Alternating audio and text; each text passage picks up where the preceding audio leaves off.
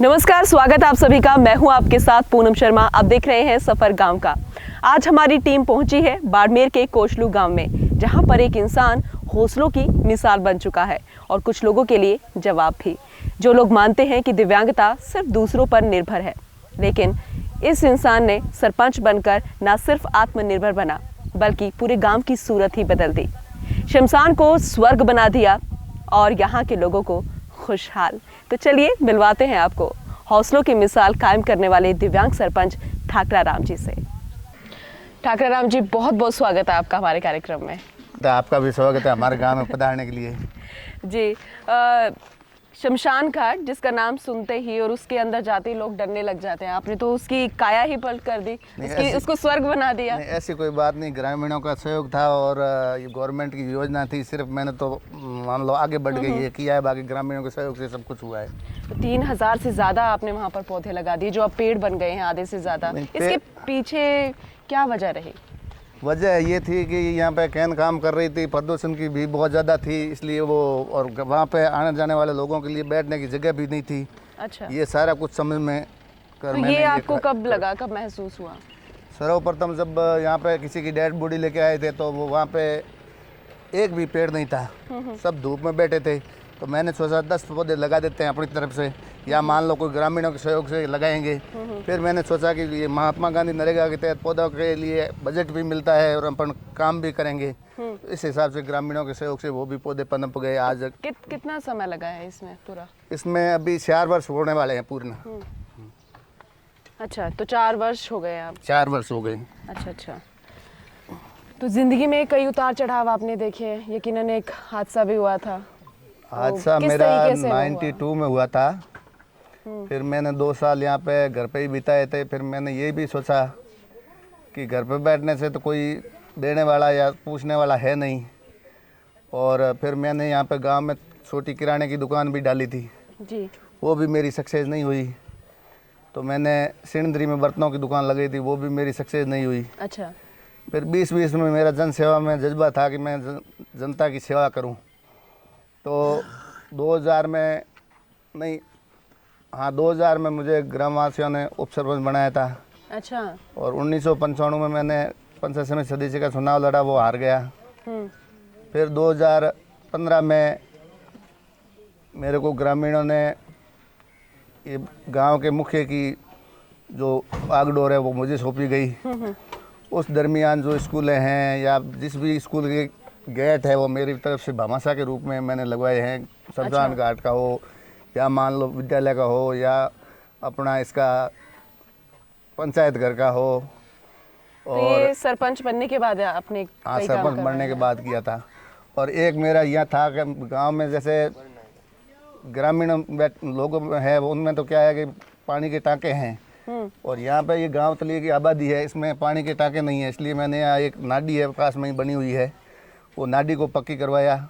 और पक्की करवाने के बाद में उसमें जो पानी भरता है उसमें सिर्फ घड़े ही पिनगट भरी जाती है, बाकी कोई टैंकी ट्रैक्टर वगैरह कुछ नहीं भर रहे हैं। तो पानी की समस्या यहाँ ग्रामीणों के लिए वहाँ से घड़े की पानी की समस्या, यहाँ गाँव पूरा गाँव वहीं पीता है। आज मतलब बरसात होने तक उनके मीठे पानी की समस्या नहीं आ रही है। अच्छा, तो जन सेवा में आप हमेशा से लगे हुए थे, लेकिन चुनाव लड़ने का जो मन था वो आपने कब सोचा, कब आपको लगा कि मुझे चुनाव लड़ना चाहिए? और आपको लग रहा था कि आप जीत जाएंगे?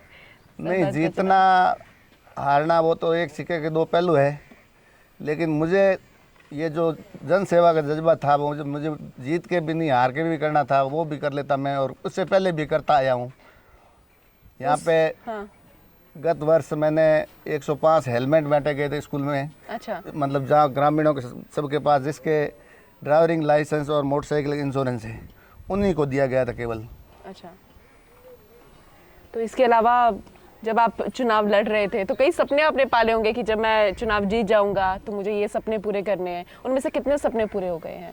चुनाव जीत जाऊंगा उसके बाद में मेरे सबसे पहले ये था कि घुमंतु परिवार है, जैसे ये सामने बैठे हैं गाडोलिया लवार है। हाँ। इन गाडोलिया लवारों को मैंने 145 पट्टे मेरे कार्यकाल में बांटे गए थे। और ये शमशान घाट है, ये नाडी है, जैसे रूटीन काम है। ये पानी के टाँके हैं सार्वजनिक या मान लो व्यक्तिगत टाँके हैं, या स्कूल का कोई भी काम है, जैसे मान लो मंच बनाना है या लड़कियों के लिए अलग से VIP शौचालय हमारे स्कूल में लगे हुए हैं अच्छा। लड़कियों के लिए। और पंचायत घर भी वो टीन शेड बनाया, उसमें क्या है कि अपन मीटिंग करते हैं तो भी कोई ज़रूरत नहीं है टेंट वेंट लगाने की। अगर कोई ग्रामीण आता है और 2 घंटे के लिए कोई काम नहीं भी होता है, रुकना भी पड़ता है, तो वो भी वहाँ ठहर सकता है। और भी मेरे परिवार में से ही सरपंच है, लेडीज सीट थी और हमारे घर परिवार से ही हैं। अच्छा। तो इसलिए ये पुश्ते नहीं, हमारा ये कुआं है सामने दिख रहा है। इस कुएं को मैं उनसे सदनी देवी जी काली राणा सरपंच है उनसे निवेदन करूंगा और ग्राम के जितने भी मेंबर्स हैं उनसे भी निवेदन करूंगा कि इस पुराने कुएं को अपना ये नवीनीकरण करवाया जाए, क्योंकि ये बिल्कुल जर्जर स्थिति में है। अच्छा। ये मेरा लास्ट काम है। अच्छा, तो आपके परिवार में जैसे आपने बताया कि अभी फिलहाल सरपंच है, कौन है वो? मेरे बड़ी भाभी जी हैं। तो आपकी क्या भूमिका रहती है, क्योंकि आपका एक्सपीरियंस ज़्यादा? नहीं, उनसे बोलूंगा खाली, मैं तो निवेदन करूंगा, बाकी मेरी कोई भूमिका नहीं तो मैं कोई पंचायत का मेंबर हूँ। नहीं, आपके परिवार में अगर कोई है और आप भी रह चुके हैं पहले भी, तो आपकी भूमिका फिलहाल क्या रहती है राय मशविरा में? राय मशवरा में तो मैं उनके साथ, जैसे वो मैं सरपंच रहा हुआ, उनको ज्ञान की मान लो कमी होगी तो उनके साथ मैं ज्ञान में भागीदारी निभाऊंगा। अच्छा, तो जैसे ज़िंदगी में इस तरीके का कोई हादसा हो जाता है तो हम थोड़ा सा ऐसा करते हैं कि अब मैं कुछ नहीं कर पाऊंगा। तो आपकी ज़िंदगी में भी क्या वो पल आया था जब आपको लगा था कि अब मैं कुछ नहीं कर पाऊंगा?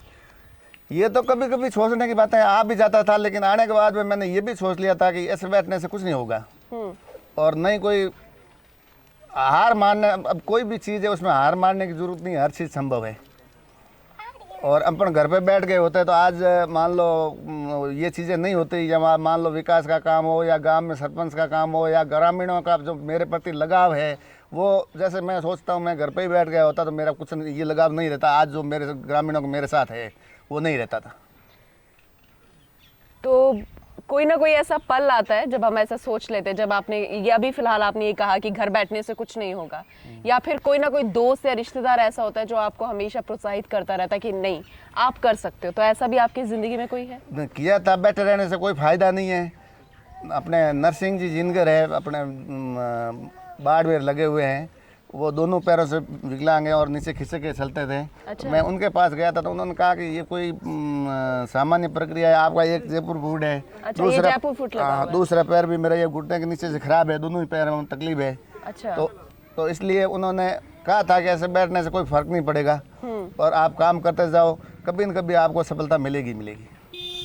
तो आप उनको भी थोड़ा सा धन्यवाद तो दूंगा ही, जिनगर साहब को धन्यवाद क्यों नहीं दूंगा, मैं तो गुरु मानता हूँ और वहाँ जाता हूँ जितनी बार जिनगर साहब से मिलके आता हूँ।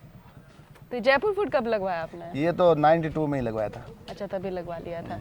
तो उस हादसे के बाद क्या जिंदगी में कुछ बदलाव आपको महसूस हुए कि पहले की जिंदगी और अब की जिंदगी में थोड़ा सा चेंजेस है, या फिर पारिवारिक रिश्तों में भी कई बार बदलाव आ जाता है? पहले की जिंदगी में और अभी की जिंदगी में बहुत चेंजेज है, क्योंकि अभी जो है ना वो मुझे ये पता चला कि पड़ोसी का पड़ोसी कौन होता है और गांव में एक दूसरे का भाईचारा क्या होता है, वो क्या होता है, मतलब ये जो अपना क्या कहते हैं इसको, वो यहाँ अभी पता चला है। बाकी गाड़ी पे रहते हुए तो गाड़ी पे ठीक है, गाड़ी भर लो और खाली कर लो और कहाँ खाली करनी है वो कर लो, बाकी पारिवारिक कोई इतना नॉलेज नहीं था। और अब जब मान लो पड़ोसी क्या होते हैं, परिवार वाले क्या होते हैं, बहन क्या होती है, भाई क्या होता है, बच्चे कहाँ पढ़ रहे हैं, ये सारी चीज़ें अभी नॉलेज में आ रही है। बाकी ड्राइविंग लाइफ में ये कोई सोचने की विषय नहीं था। यानी कि बहुत बदलाव आपने फिलहाल यहाँ पर देखा है? बदलाव है, बहुत ही ज़्यादा बदलाव है। तो सरपंच बनने के बाद, क्योंकि एक दिव्यांग सरपंच भी बन सकता है, आत्मनिर्भर भी हो सकता है, दूसरों पे वो निर्भर नहीं है, ये वाकई में बहुत बड़ी मिसाल आपने यहाँ पर कायम की है। लेकिन इसके बावजूद भी कुछ लोग होते हैं जो आपको ऐसा महसूस कराते हैं कि नहीं आप तो दिव्यांग है, आप कुछ नहीं कर सकते। क्या सरपंच बनने के बाद भी कोई ऐसे लोग थे? नहीं, ऐसा कोई नहीं था। मेरे पूरे गांव में नहीं, मेरे ग्रामीणों ने पूरा मेरे साथ सहयोग किया, हर काम में सहयोग किया। जैसे अपन ये शमशान घाट में गए थे, वो घास है, वो हर साल हम घास को काट के और इकट्ठी करते हैं। इकट्ठी करने के बाद में होली के बाद में जब भी वो गांव के ये आवारा पशु है वो भूख मरते हैं तो वहाँ से ला के घास आवारा पशुओं को डालते हैं। उसमें सारे ग्रामीण हमारे आते हैं वहाँ पे और उसमें पूरा हमारा सहयोग करते हैं ग्रामीण में। और घास काटने वगैरह मेरा ऐसा कोई मतलब वो टांग खींचे की तरह मेरे किसी ने किया ही नहीं, गाँव वालों ने। अच्छा, तो जैसे कि शमशान घाट में आप वो बता रहे हो जो घास आप कटवाते हो उसके बाद ये आपका रहता है, इसके अलावा काफ़ी चीज़ें वहाँ पे भी मैंने देखी है, काफ़ी कुछ बना रखा है आपने पेड़ लगाने के अलावा भी। पेड़ लगाने के अलावा वहाँ पहले तो वो छाया 3 शेड बनवाया था बैठने के लिए, उसके बाद में टाँका बनवाया था वहाँ जो लोग जाते हैं उनके पानी पीने के लिए, और फिर मैं वो हर बार जिस समय बॉडी लेके आते थे तो वो पानी का ट्रैक्टर जरूरत थी, इसलिए वो वहाँ पे स्नान घर भी बनाया है। अच्छा। एक साथ 18 आदमी वो स्नान कर सकते हैं उसमें, और यहाँ से स्नान करके फिर सीधा घर जाना, ट्रैक्टर टंकी की वगैरह जरूरत नहीं है। तो अगर खुद के अंदर जुनून ना हो तो कुछ भी संभव नहीं है। तो ये आपका जो सफ़र है आप इसको किस तरीके से देखेंगे, खुद का जुनून है या फिर गांव वालों का, अपनों का समर्थन है? नहीं, खुद का भी है और गांव वालों का समर्थन भी है, खुद का गांव वालों का समर्थन भी है और मेरा खुद का भी है। और मैं तो कभी ऐसा मेरे को ठीक है मेरे से सलाह नहीं जाए तो वो मान लूँ तो अलग बात है, बाकी मैं मेरे को विकलांग मानता ही नहीं हूँ। ये बहुत बड़ी बात है, लेकिन उन लोगों के लिए क्या जो लोग दिव्यांग होने के बाद बस ये समझ लेते हैं कि अब हम कुछ नहीं कर सकते, और वो लोग जो दिमाग से दिव्यांग होते हैं, जो ऐसे लोगों को कुछ नहीं समझते, उनको क्या कहना चाहेंगे आप? भाई दिमाग से दिव्यांग होते हैं उनके लिए तो अब मेरे को इतना नॉलेज भी नहीं है, लेकिन जो ये जो पैरों से है या हाथों से है या मान लो वो दिव्यांग को मैं दिव्यांग मानता ही नहीं। क्यों दिव्यांग नहीं मानता हूँ, उसके योग्य काम खूब है जी। मान लो ये सामने लोहारगी का काम है, ये दिव्यांग आदमी भी कर सकता है और मतलब अच्छे से ढंग से कर सकता है, कोई प्रॉब्लम नहीं है। जैसे सिलाई का काम है वो भी कर सकता है, और जो बैठे बैठे काम है वो सब कुछ दिव्यांग कर सकता है, ऐसी कोई प्रॉब्लम नहीं आती उसको। और इसके अलावा अभी ऐसे कौन से काम रह गए हैं जो आपको लगता है कि इस गांव में पूरे होने चाहिए, ये समस्या अभी भी बनी हुई है, या फिर वो जो आपके सपने थे वो आपने अभी पूरे कर लिए हैं? एक तो पहले हमने यहाँ खारे पानी की तो गांव में ट्यूबवेल लगाई थी और गांव में नल भी दिए थे हर जगह, लेकिन वो क्या है कि सक्सेस नहीं हुआ। सक्सेस यूँ नहीं हुआ कि कुआ एक ही है, ट्यूबलाइन यहाँ पे पाइप लाइन है 45, उस 45 पाइप लाइनों में सब जगह पानी नहीं जाता है, इसलिए वो गांव में पानी नहीं पहुंचता है। अगर मान लो नर्मदा का पानी यहाँ आ जाए, नर्मदा का डैम बना हुआ है, उस डैम में अगर पानी भर जाए और गांव में घर घर 2 घंटे सप्लाई हो जाए सुबह सुबह तो बहुत बढ़िया होगा। और दूसरा मैं ये ट्यूबवेल का नहीं, ये कुआ है पुराना, उसका आपको बोला ही था, इसकी मरम्मत होनी चाहिए। बाकी रोज़मर्रा के काम है जैसे छोटे मोटे काम है वो तो चलते रहेंगे, जो रोड है या मान लो रोड लाइटें हैं ख़राब होती है, लगानी पड़ती है और ठीक भी करवानी पड़ती है।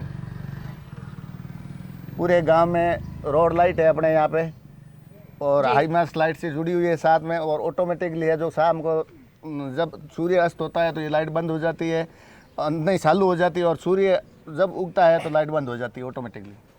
चलिए, बहुत बहुत शुक्रिया ठाकरा राम जी हमसे बातचीत करने के लिए, अपने सफ़र के बारे में हमें बताने के लिए।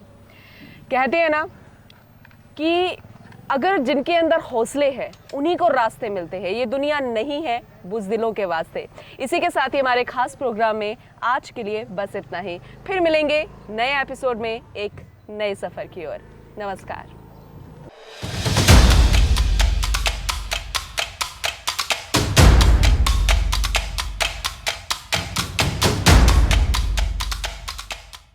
पीके टाइम्स को अभी सब्सक्राइब कीजिए और हाँ, बेल आइकन जरूर दबाइए।